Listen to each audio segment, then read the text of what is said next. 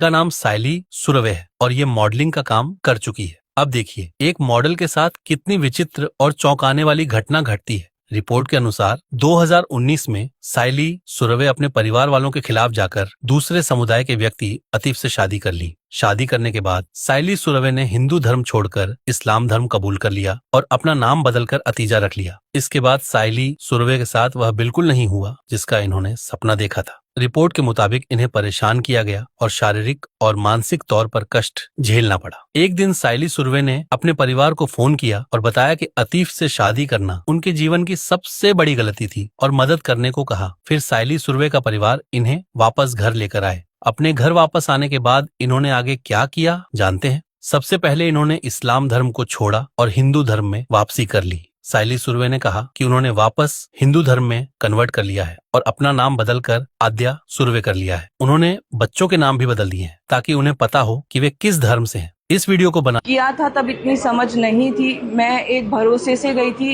एक अच्छा इंसान है समझ के गई थी।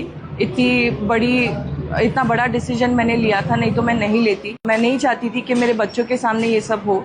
उनकी आज उम्र बढ़ते जा रही है और मैं नहीं चाहती थी कि उनको वो ट्रॉमा लाइफ टाइम के लिए बैठे कि उनका फैमिली सिचुएशन इतना ख़राब है। मैं करती थी, मेरा ऐसा मानना था कि कोई भी धर्म को मुझे बुरा बोलना या गलत दिखाना अच्छा नहीं लगता था।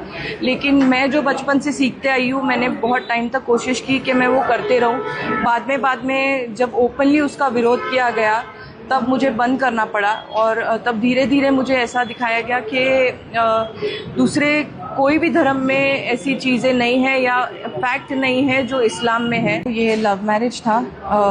मुझे कन्वर्जन करना पड़ा क्योंकि अगर शादी करनी है तो उसके लिए निकाह करना ज़रूरी है, कन्वर्ट होना ज़रूरी है। जैसे मैं रहते गई, एक 24 घंटा जब आप एक इंसान के साथ रहते हो तब आपको उसकी आदतें समझ में आती है और बैकग्राउंड का अंदाज़ा होता है। वैसे चीज़ें समझते आई। मैंने बहुत बार कोशिश की कि मैं इससे बाहर निकलूं, लेकिन कई बार मैंने ऐसा सोचा कि अब जब मैंने डिसीजन ले लिया है या मेरा बच्चा है तो मुझे कहीं ना कहीं कोशिश करनी चाहिए कि ये रिश्ता आगे जाए।